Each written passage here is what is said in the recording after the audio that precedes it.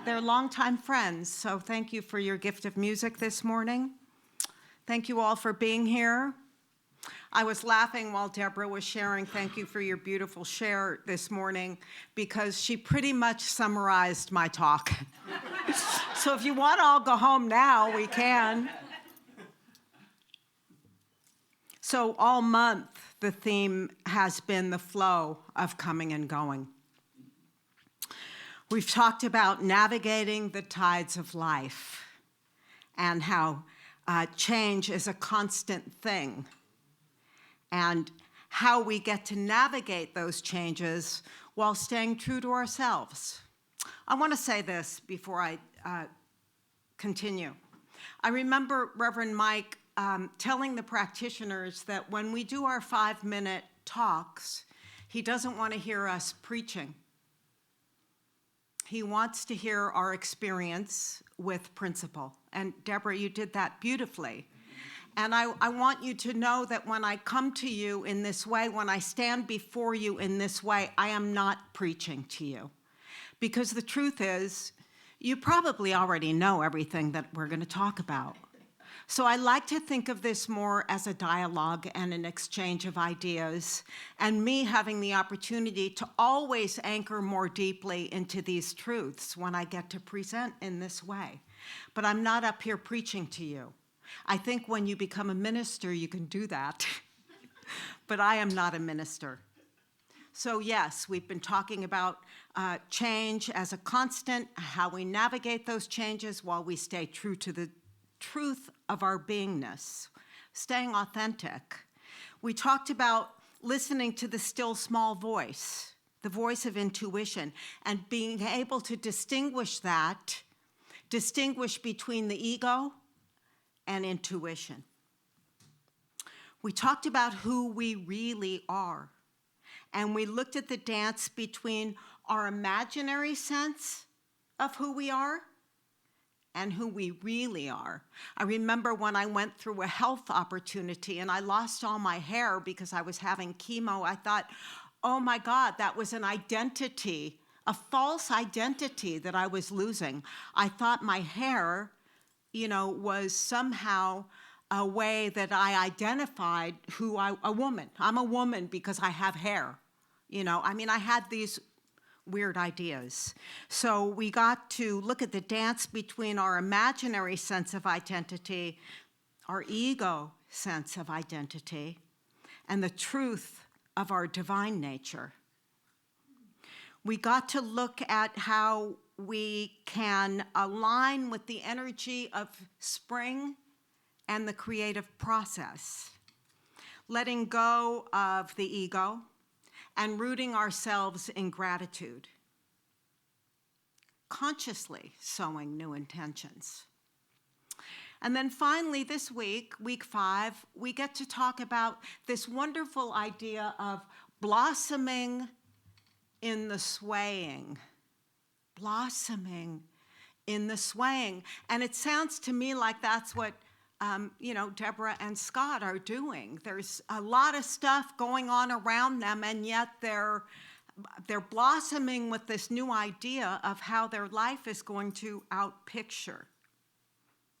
I have this image of the cherry blossoms on the trees and the wind blowing, and yet the blossoms continuing to open, not necessarily in spite or despite the wind, but somehow because of it. We get to look at how in the face of the ebb and flow of life's challenges,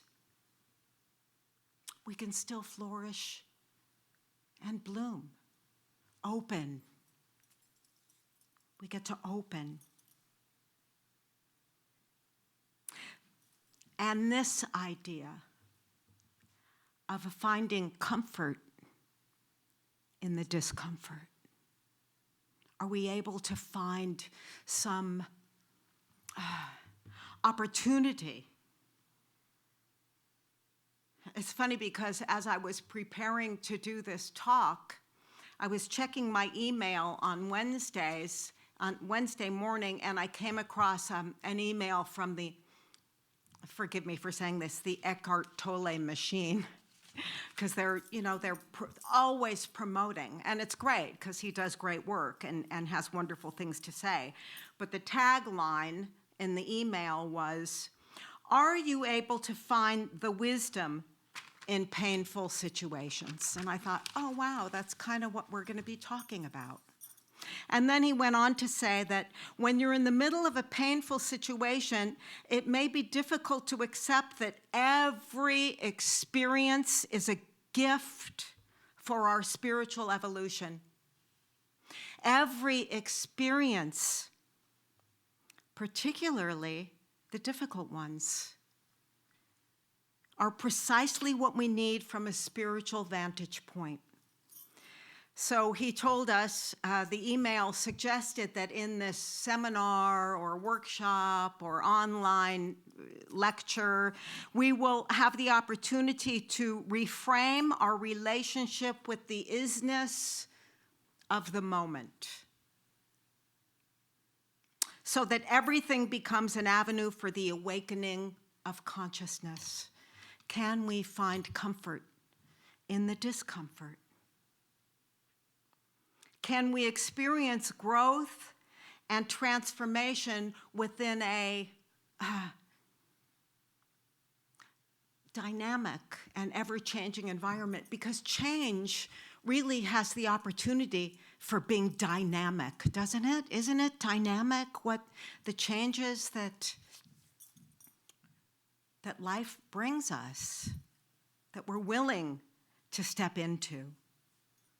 Personal spiritual development, flourishing, unfolding in the movement and uncertainty, the ebb and flow of life. So we get to embrace this growth, not despite the challenges or the unpredictability of life, but because of them, because of it. Find beauty and strength in the change and uncertainty. Finding comfort in the discomfort and being true to ourselves. I remember the first time,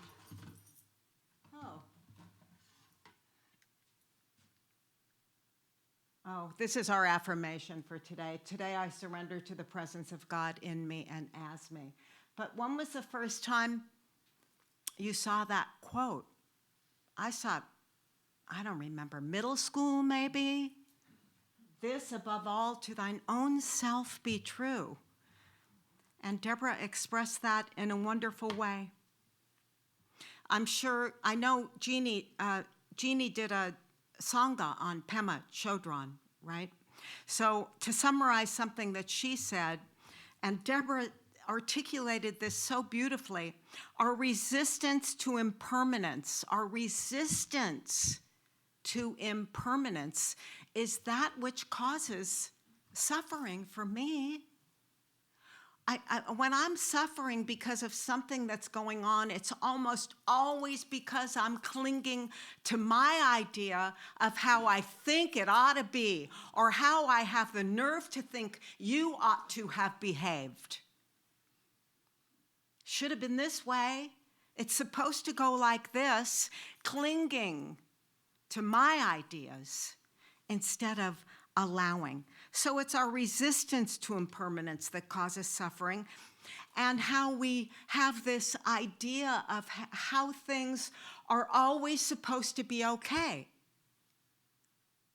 And they are, truly, but the way I think they're supposed to be okay. I remember when my dad was very sick, and I swear it seemed like every other week we were going to the hospital. He had these stomach issues and diverticulosis, and it was constant. I mean, just back and forth to the hospital. And I had this idea in my head that he wasn't supposed to ever die. Ridiculous, right? But I wanted things to always be okay. And for me, that included some delusional idea that he wasn't going to transition. So my discomfort arises when I try to put solid ground under my feet when the ground is always shifting? The first week of the month, I talked about that very subject. I think the title was, I don't remember. But anyway, I talked about how the ground is constantly shifting underneath us. And sometimes it feels like the rug is being pulled underneath us, and I want solid ground under my feet. But it is when we let go, stop the struggle, and somehow embrace the groundlessness, relax into the dynamic quality that it presents to us. Some people might call that enlightenment, or certainly freedom. Let go of our inner resistance. We learn to accept and not necessarily like our current experience when that dynamic shift is happening. Remain open to the wisdom that it is presenting to us.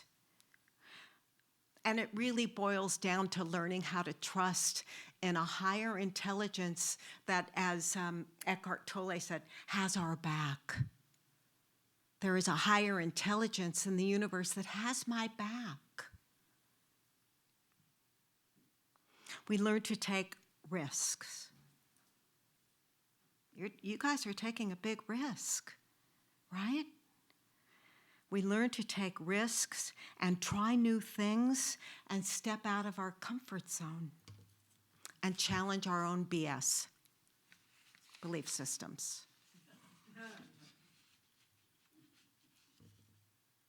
I saw this somewhere, I don't remember where, but we learn to embrace the cringe, because sometimes it feels like, ooh, cringy. But we learn to embrace that. When things start to fall apart in your life, you feel as if your whole world is crumbling. But actually, it's your fixed identity that's crumbling. And that could very well be a cause for celebration. Letting go of some false ideas of who I think I am, and embrace the truth of who I am. So we learn to be true to the truth of who we are. And I couldn't help thinking of this great story of this child who wakes up on Christmas morning, and his parents are so excited to give him this present. And they present him with this big package, and he rips open the package, tears off the wrapping, and immediately bursts into tears. And the parents say, What's wrong? You don't like it? And he says, no.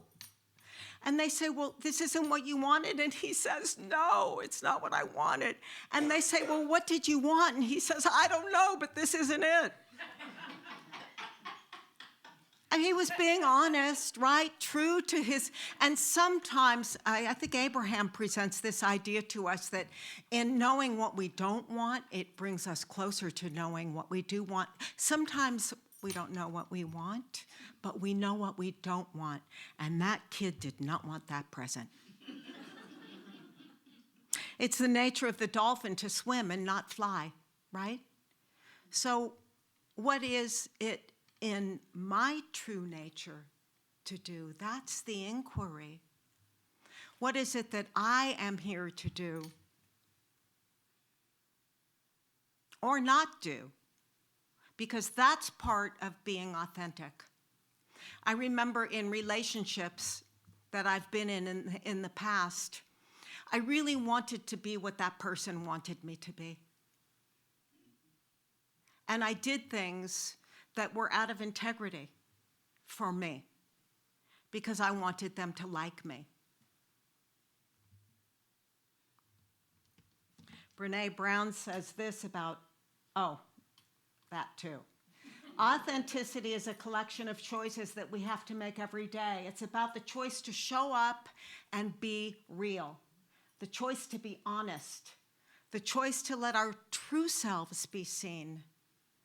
I don't know about y'all, but I've worn a lot of masks in my time, particularly for some reason in relationship. So we learn to not let others disrespect our boundaries. We learn to be true to our values that might not be in alignment with yours, but they're mine. And I can be true to those and not feel like I need to compromise so you like me better.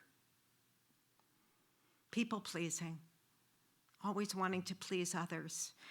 So we learn to check in with ourselves often. Does this feel good to me? Does this feel right? Is this in integrity with what I believe? And then we get to stand up for what we believe in. I've learned to say what I mean and mean what I say, and not say necessarily what I think somebody else wants to hear.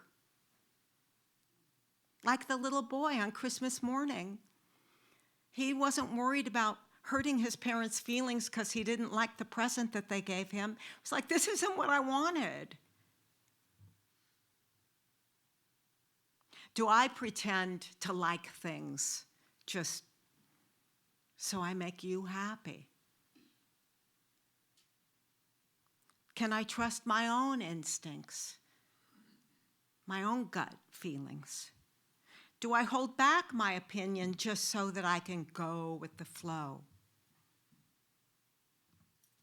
Brené Brown also says this about authenticity. The core of authenticity is the courage to be imperfect, vulnerable, and set boundaries.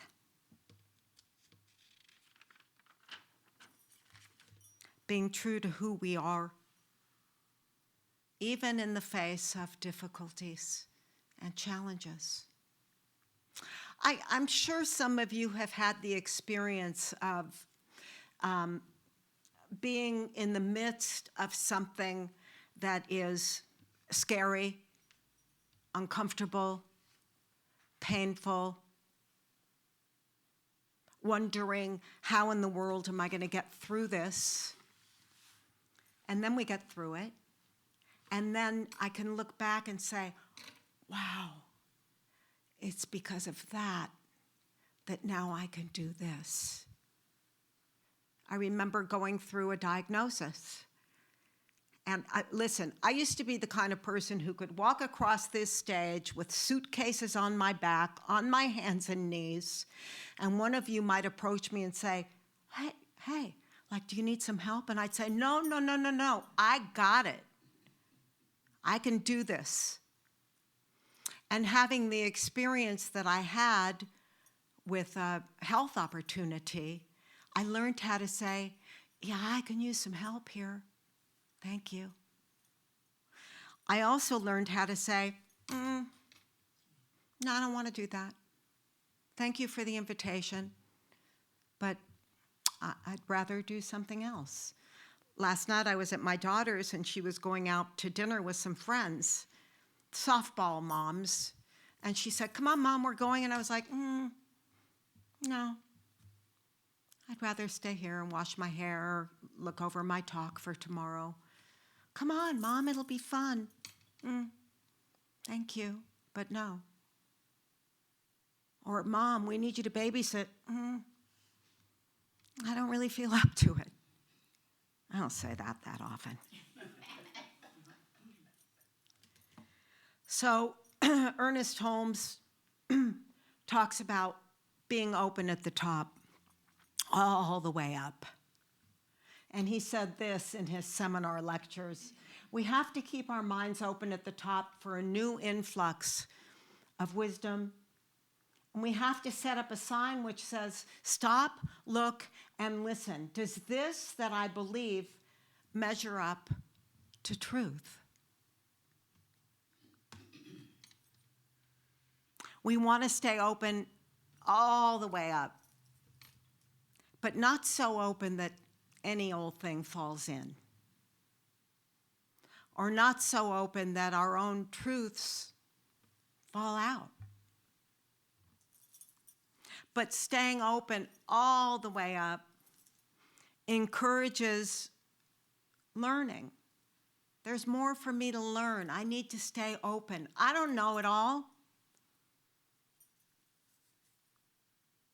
There's still ways for me to grow and blossom in the swaying. There's still opportunities for me to be receptive to increased wisdom and understanding. Sometimes I feel, as a practitioner of truth, I should have it all together all the time. I should have all the answers. But I don't.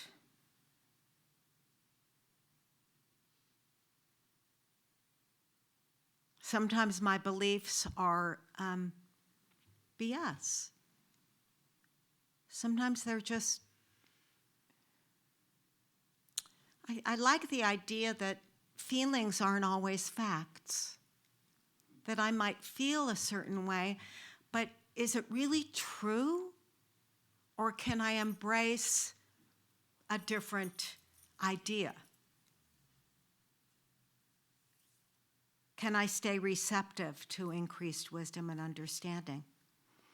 Am I able to accept that I don't have all the answers? And can I be open to your point of view? Even when I think I'm right. Do it my way. Don't you know? And also, I can learn to, this is tough, embrace when I don't know. Embrace uncertainty and not be afraid to say, I'm not sure. I don't know. And at the same time, trusting in an infinite intelligence that does know. And be in alignment with that.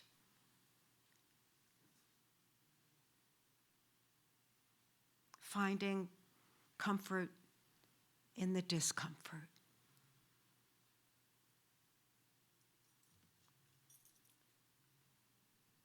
The mind that opens to a new idea never returns to its original size. Is there wisdom in this? Is there a gift in this? Is there a blessing in this?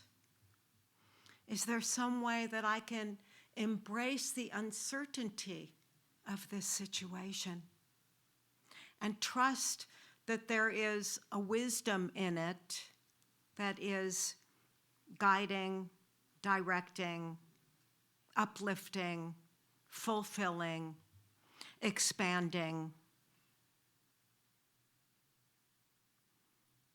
blossoming in the swaying.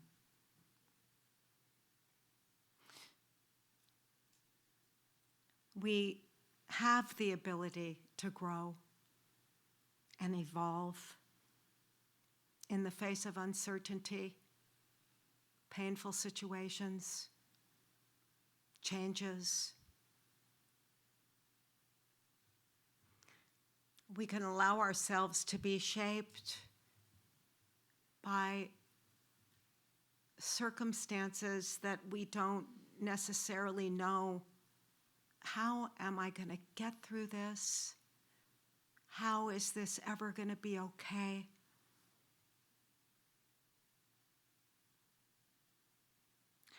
We can find harmony between our inner strength and our resilience and those outer circumstances that are pulling the rug out from underneath us.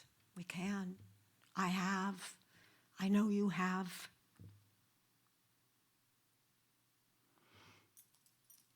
Even in the wind and the rain, even when everything out here feels like it's shaking the very foundation of our being, there's peace and growth when I stay true to my true nature. And then we can be like this. If the foot of the trees were not tied to the earth, they would be pursuing me, for I have blossomed so much.